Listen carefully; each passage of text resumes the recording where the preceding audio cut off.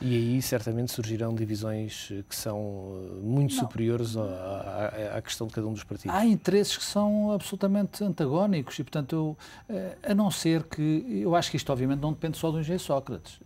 Do engenheiro Sócrates depende daquilo que ele está a fazer, que é desdobrar-se em iniciativas, vender Portugal, vender no bom sentido, ou no mau sentido, conforme se quer entender, por todos os mercados onde haja de facto capital para investir. A China, o Médio Oriente, o Brasil, a África lusófona, tudo isso ele tem feito.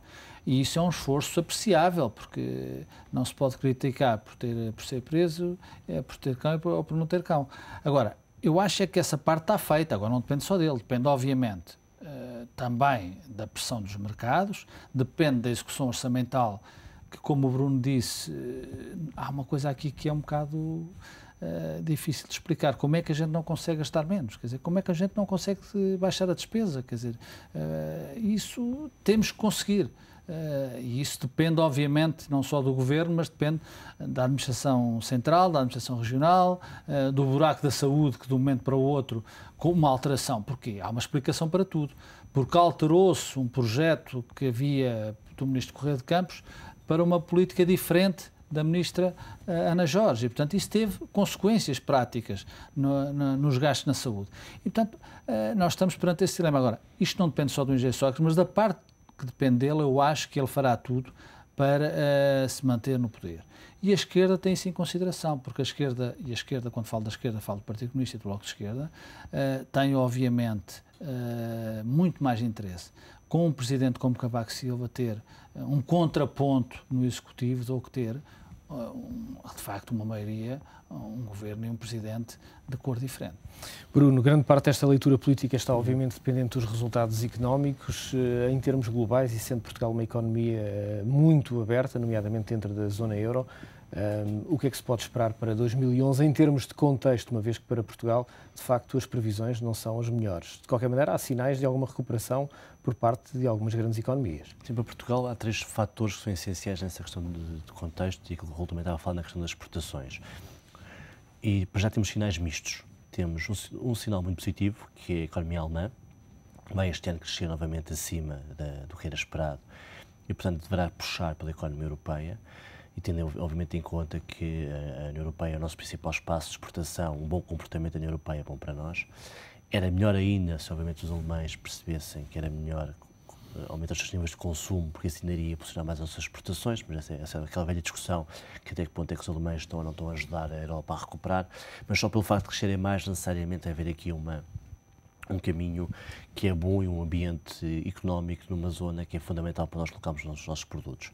Por outro lado, também pela positiva, há boas notícias do Brasil, que vai continuar a crescer bastante, cerca de 8% ao ano, e que tem sido claramente um mercado que as empresas portuguesas começam a exportar.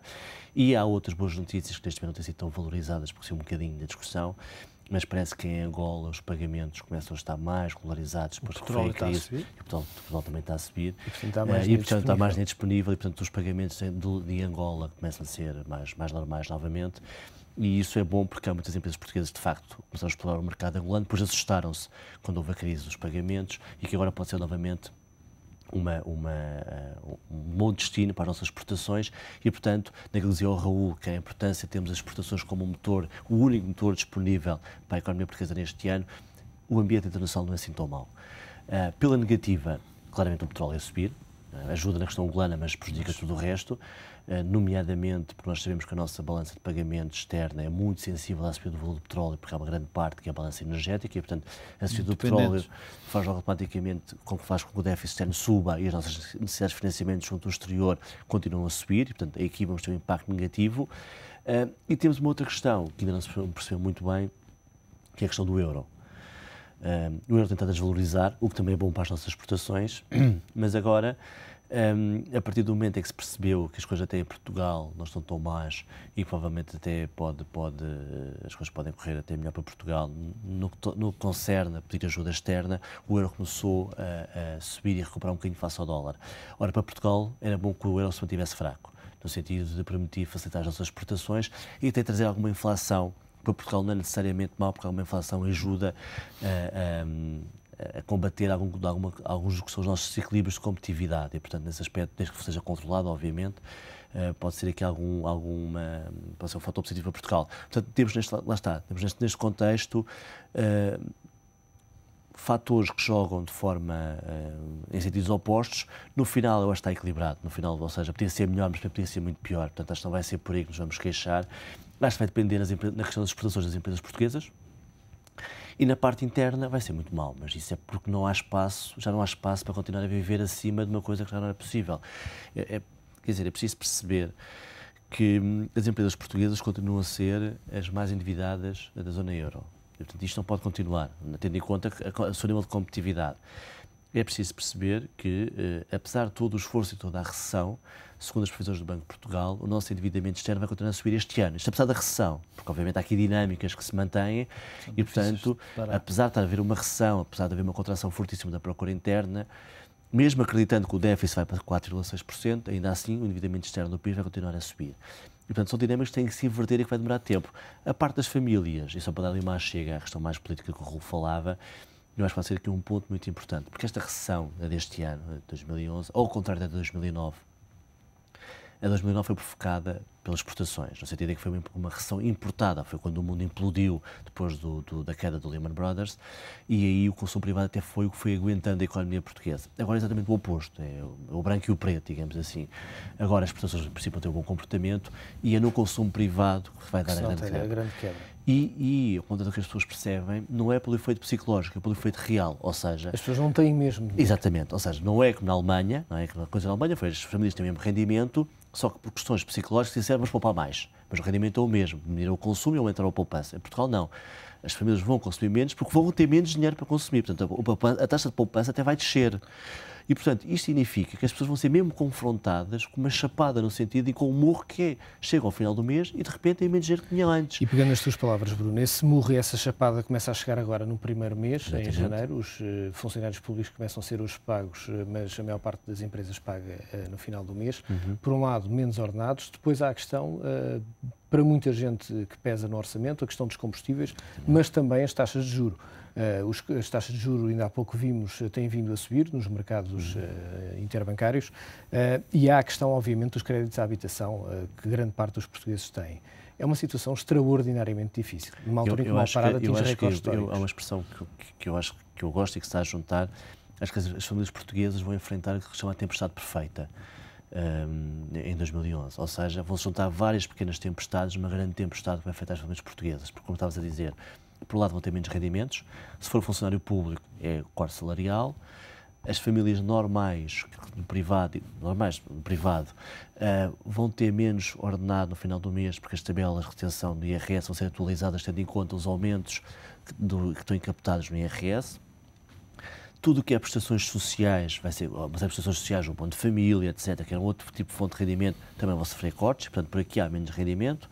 E depois, do lado dos custos, sobe custos com alimentação, porque estamos numa fase em que as matérias-primas estão a subir muito nos mercados internacionais, a questão dos combustíveis, a questão das rendas da casa, lá mais para o final do ano, mas se a taxa de inflação se confirmar para a zona euro, claramente quase os 3%, provavelmente o BCE vai subir as taxas lá para o final do ano.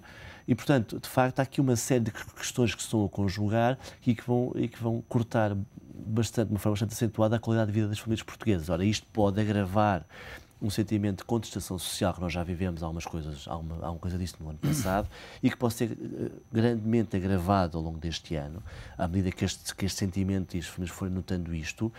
E acho que isto vai dar razão ao Raul, no sentido em que vai retirar espaço para que o Presidente da República se sinta tentado a criar uma crise política, a não ser que seja mesmo empurrado para ela. Ou seja, conhecendo Cavaco como nós conhecemos, que é completamente uma aversão a tudo o que é crises provocadas por ele já é um defensor da estabilidade política. Perante a possibilidade de haver conflitualidade social, ele vai querer forçar ainda mais essa estabilidade política e não vai querer juntar ao problema económico, ao problema social, um problema político. Aliás, teve efeitos, por exemplo, na Bélgica, como temos vindo nestas semanas, que têm vindo a provocar, de facto... E na Grécia também foi outro problema.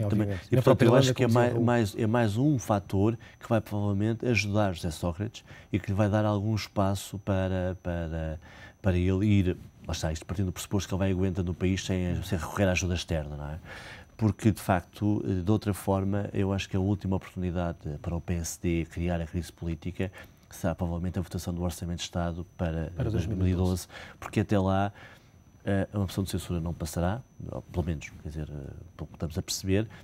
Dificilmente o Presidente da República, de facto, entrará numa dissolução da Assembleia da República e, portanto, aquele será o último momento, digamos assim, que Passos Coelho terá neste ano para criar a crise política que lhe possa permitir depois ir a eleições. Raul, estamos a pouco mais de 24 horas do final da campanha presidencial. Hoje foi conhecida há poucos minutos mais uma sondagem da TVI, da Intercampos para a TVI, que dá conta de uma vitória também de Cavaco Silva à primeira volta, mas com uma margem bem mais pequena do que aquela que nós publicámos nesta semana, também foi feita depois. O que é que se prevê para domingo? Quais são as grandes questões que estão domingo em cima da mesa? Cavaco ganhar a primeira volta ou não ganhar a primeira volta. Eu acho que vai ganhar a primeira volta, apesar de o resultado que Cavaco tiver também tem alguma expressão e alguma relevância política no curto e médio prazo, porque é diferente ganhar com 50 e 55% ou ganhar acima disso. Portanto, dá um lastro político, uma força anímica diferente. Agora, é evidente que a campanha, que teve alguns momentos difíceis para Cavaco Silva, eu acho que pela primeira vez na sua vida política, Cavaco Silva se viu acossado de uma forma que o perturbou pessoalmente, porque uma das marcas de Cavaco era e é a integridade, a honestidade, que o levou, inclusive, a dizer que para ser mais honesto que ele tinha que se ver Nascer duas vezes. Que é obviamente revelador do momento difícil que ele passou. Em relação ao BP, não vale a pena revisitar essa história recente. Agora, foi um momento difícil. Cavaco conseguiu, com alguma habilidade, tirar a atenção daí e divergi-lo. O FMI também lhe deu uma ajuda, o BPP, o episódio do BPP também lhe deu uma ajuda e, sobretudo, a situação muito difícil de Manuel Alegre nesta campanha eleitoral, obviamente dá a vitória a Cavaco Silva. Porquê? Porque, como na vida, a política é uma arte muito simples e, sobretudo, ganha-se quando se consegue transmitir a maior verdade possível. Não se pode estar 4 ou 5 anos com uma grande regularidade a criticar um modelo político, económico e social e, de um momento para o outro, virar o bico ao prego. E foi isso que aconteceu com Manuel Alegre. Foi, e sobretudo, e com uma agravante, é que, além de ter que dizer que aquilo que o engenheiro Sócrates estava a fazer durante os últimos 4 anos não era tão mau como aquilo que ele tinha dito, viu-se num colete de forças apoiado por 2 partidos que, obviamente, são muito difíceis de conjugar em termos de mensagem política, que é o Partido Socialista e o Bloco de Esquerda. Isso ajudou Cavaco, e aquilo que Cavaco fez e que muitas vezes perturbou as mentes, dizendo muito mal do governo, para acabar a dizer que o seu apetite pela bomba atómica diminuiu. De facto, é muito pouco. É Cavaco no seu melhor, ou seja, Cavaco entusiasmou a direita, entusiasmou a sua família política, mas voltou a ser o Cavaco. E a pescar o olho à esquerda também. O Cavaco a falar ao povo por cima da comunicação social e da classe política. Raul Vaz, Bruno Proença, agradeço a vossa presença neste acerto de contas. Raul Vaz, diretor executivo do ETV, também Bruno Proença, diretor executivo do Diário Económico, a comentarem os grandes temas da atualidade.